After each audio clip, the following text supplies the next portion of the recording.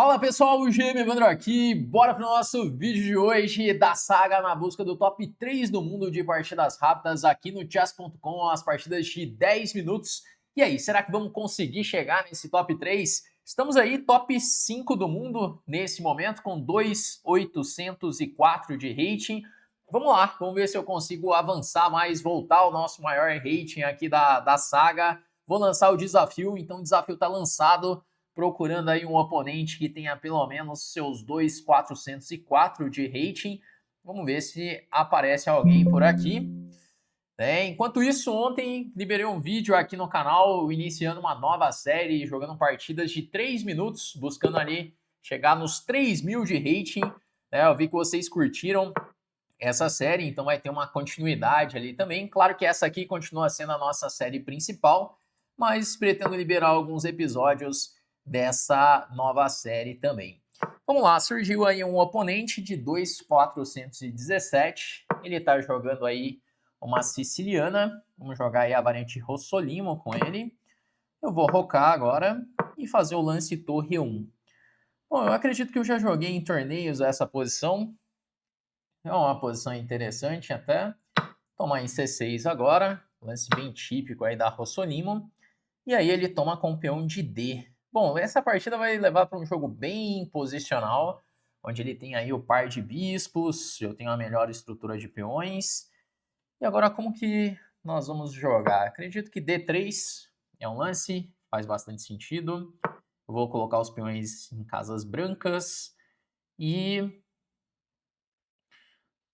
agora vamos ver como posicionar as minhas peças, né?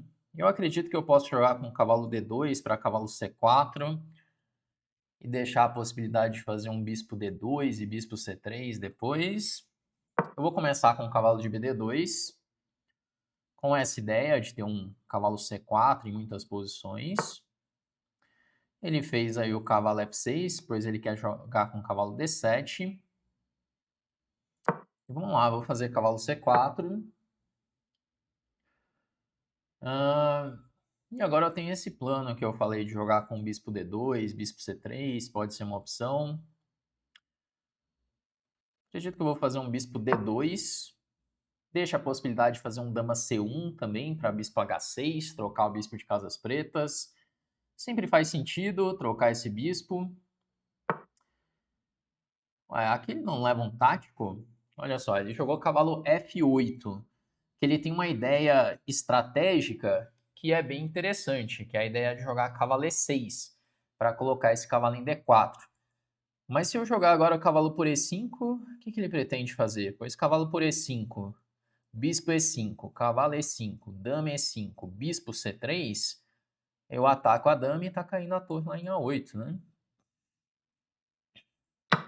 Vou lá, vou tomar em E5. Princípio, um peão limpo de vantagem, porque ele não vai me dar o bispo de casas pretas, né? E se ele tomar, no fim tem esse golpe. Eu acho que eu já ganhei alguma partida assim, para ser sincero, porque no que começou a entrar nessa posição, eu tava com esse golpe na cabeça já.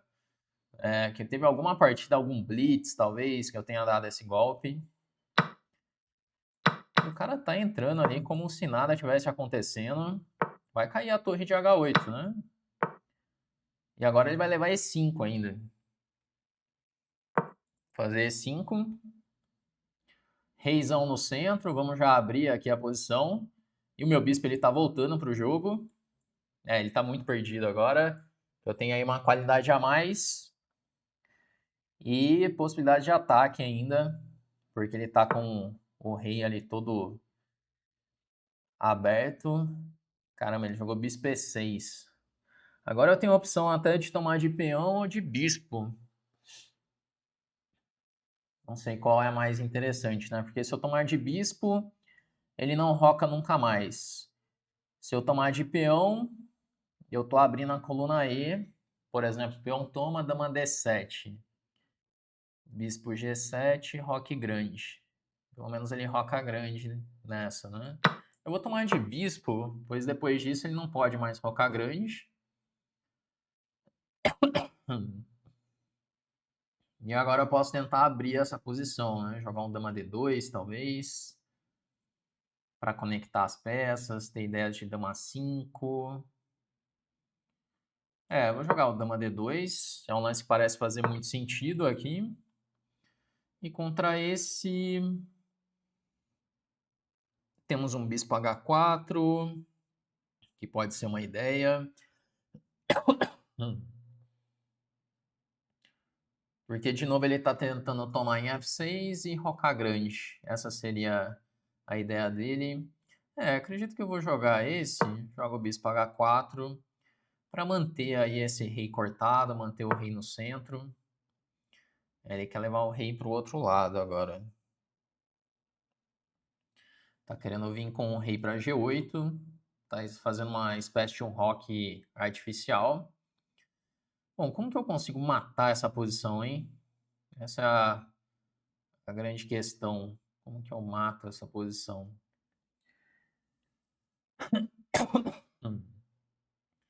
Eu vou jogar aqui um dama H6 cheque, seguido de torre E3, pois eu tenho agora a ideia de fazer um torre F3.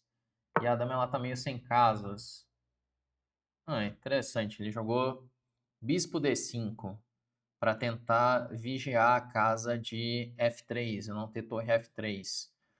Mas agora se eu jogar um lance como E6, ele é forçado a tomar de bispo. Eu posso dobrar as torres com torre E1.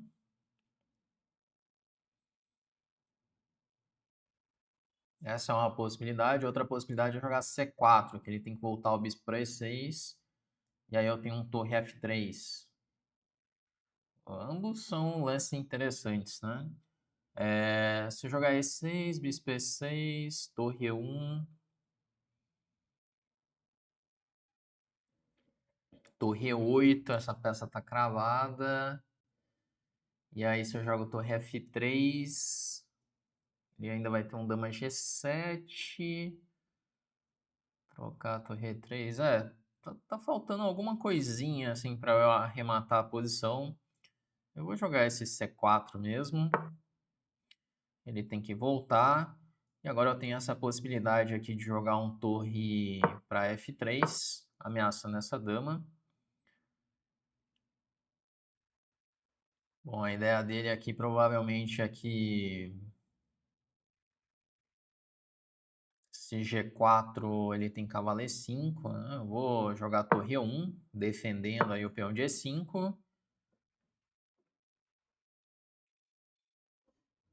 E agora se eu jogar G4, ele quer jogar cavalo por E5. Ou talvez ele queira jogar torre por E5, que parece melhor.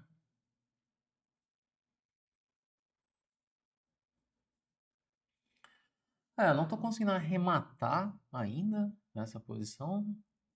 Se eu jogar E6, torre por E6, torre toma, dama toma, eu jogo torre E3. Dama F7, torre E7. Isso aqui parece estar com mais cara de arremate, né? Aqui falte um pouquinho ali, mas eu acredito que isso vai arrematar. Vamos lá, eu vou jogar E6. Porque agora eu tenho torre por E6, torre E3, que abre a coluna E. Ele não pode jogar cavalo E5, esse perde para bispo G3 já. E agora ele tem um dilema aqui onde colocar a dama, pois se ele joga dama D6, torre E7, eu dou mate em G7. E se ele volta com a dama para F7, eu também tenho torre E7. Bom, e agora depois desse lance, depois desse dama D6, vai sobrar torre E7, ameaçando dama G7 mate, ou ameaçando dama H7, e ele vai ter que abandonar essa posição, né? Vamos lá, eu vou jogar... Tem torre 8 cheque também, que não tá nada mal, né? Mas acredito que torre E7 é o arremate. Ameacei mate em 1. E se ele tentar defender com dama D4, ele leva mate em 2, com dama H7, seguido de dama F7 mate. Bom, Ele tomou agora e aí abandonou já a partida. Tivemos aí uma partidinha tranquila nesse episódio. Vamos lá fazer a revisão dela. Vamos ver aqui o que aconteceu no detalhe. Mas ele levou um golpe ali na abertura, e um golpe que eu já conhecia, na verdade, esse cavalo E5 com a ideia de bispo C3. É um golpe que é bem temático da posição. Vamos ver se está tudo certo ali o que eu fiz. Então joguei o lance bispo B5 contra a siciliana de cavalo C6. Eu gosto bastante desse bispo B5, a variante Rossolimo. Né? Inclusive lá dentro da Chessflix eu tenho um curso onde eu ensino a jogar essa variante. É um curso de repertório completo contra a siciliana, então tem essa siciliana com E6, com D6, tem todas as possibilidades para você enfrentar a defesa siciliana. E eu analiso esse bispo B5, que é um lance que faz parte do meu repertório. Torre 1, E5, e agora eu faço o bispo toma C6. Ele tomou de D em C6. A ideia da Rossolimo é levar primeiro para uma posição onde o jogador de siciliana ele não esteja assim tão familiarizado, igual acontece na siciliana aberta. Então esse já é um ponto positivo. E também para uma luta mais estratégica, pois aqui depois da troca em C6 é esse tipo de posição onde o adversário ele tem um par de bispos, que é uma vantagem, só que ele tem uma pior estrutura de peões. Então nós vamos jogar aí para aproveitar essa melhor estrutura. Joguei aí com D3, cavalo D2, cavalo C4, bispo D2. Se não me engano, eu vi uma partida do Boris Gelfand no livro dele sobre estratégia nessa posição. Não lembro exatamente quem estava de pretos, eu acho que é a partida Gelfand Van Velle. Eu tenho quase certeza que é essa posição, que eu lembro de uma análise onde tinha esse cavalo por E5 e bispo C3. Deve ser exatamente essa posição. E o cara não jogou o cavalo F8, o cara fez outro lance, talvez tenha feito um H6. Ou B6 até, mas ele jogou esse cavalo F8 direto, aí levou o cavalo por E5, levou o golpe, e acredito que não é a primeira partida que eu dou esse golpe, igual eu falei, acho que eu já joguei alguma partida muito parecida com essa. O cara não precisava jogar bispo E5, podia jogar bispo cavalo E6 e segue jogando, ele tá com peão a menos, mas pelo menos não tá tão perdido, né? Aqui depois disso, a posição quase de abandono já, que eu tô com qualidade e peão a mais, ele tá muito mal. É que provavelmente ele jogou esse F6 pensando, agora eu tenho tempo de prender esse bispo, mas E5 já salva o bispo e ainda tá abrindo a posição. Aí tomei F6, aí qualidade 2 peões a mais. E aí vem a passagem da torre, que tá bem razoável. E6 é um lance que eu fiquei calculando, né? E6 já ganhava já. E aí esse bispo toma. F3? Caramba, não entendi esse lance. Toma e F3. Qual que é a ideia disso mesmo? Se jogar, por exemplo, torre E8 agora. Nossa, tá aí uma ideia bem sutil, hein? Que eu não entendi nada ainda. Tomar em F3 realmente é muito sutil, mas agora ele mudou de ideia. Tá jogando torre E1 como o lance mais preciso, né? Faz muito mais sentido, é o que eu tinha calculado até. Só que depois de torre E8 eu não vi uma sequência para arrematar a posição. Por isso que eu acabei indo por outro caminho, acabei jogando o C4 primeiro, torre F3, e aí ele me deu a chance de jogar o E6 de novo, que agora realmente ganha a partida.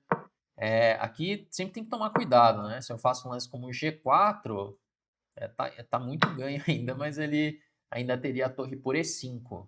Pois se eu tomar agora em E5, cavalo E5, tem umas complicações, ainda que depois de torre F4 ainda tá ganho na posição. Basicamente tudo ganha, né?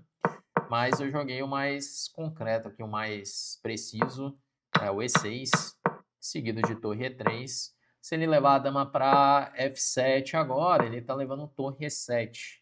E aí dama F8 leva mate em H7. E aí já era também. E aqui acabou a partida. Bom, tivemos um episódio mais sossegado aí, comparado a outros episódios. Vamos ver como está o ranking depois desses dias. Vamos atualizar aqui o nosso ranking. Então, ranking global, nós seguimos ali na quinta colocação com 2.806 de rating.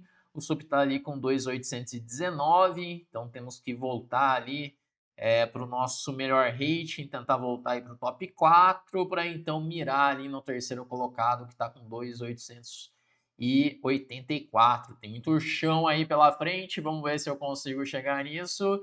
E no ranking do Brasil, acredito que agora já tem mais movimentações. Cricor vem subindo bastante, 2.741 agora. Ó, já Cricão tá aí com 2.800 também, hein? Diego tá ali com 2.705. O Rafael tá chegando ali 2.645 também. Bom, o ranking tá movimentado. Vamos ver o que acontece aí nos próximos episódios da série. E com isso, nós vamos chegando ao fim desse nosso episódio de hoje. E se de repente você está querendo evoluir nesse nosso joguinho, aprender mais sobre xadrez, quero te convidar a fazer parte da Chessflix, que é a nossa escola de xadrez, onde você pode ter aulas comigo e um time de grandes mestres, com acesso a trilhas de treinamento desde o nível 0 até o nível de mestre, aulas ao vivo com grandes mestres toda semana, tudo liberado no nosso aplicativo para você evoluir mais rápido no xadrez. Vou deixar o link aqui na descrição do vídeo, que você pode entrar para a lista de espera da nossa próxima turma, beleza? Bom, então é isso. Nós vamos chegando ao final desse nosso vídeo de hoje. Espero que você tenha curtido, tenha aprendido mais. Se você gostou, já deixa aquele like aqui no vídeo. Se você ainda não é inscrito, aproveita para se inscrever. Todos os dias tem vídeos novos por aqui. Vamos encerrando e até a próxima.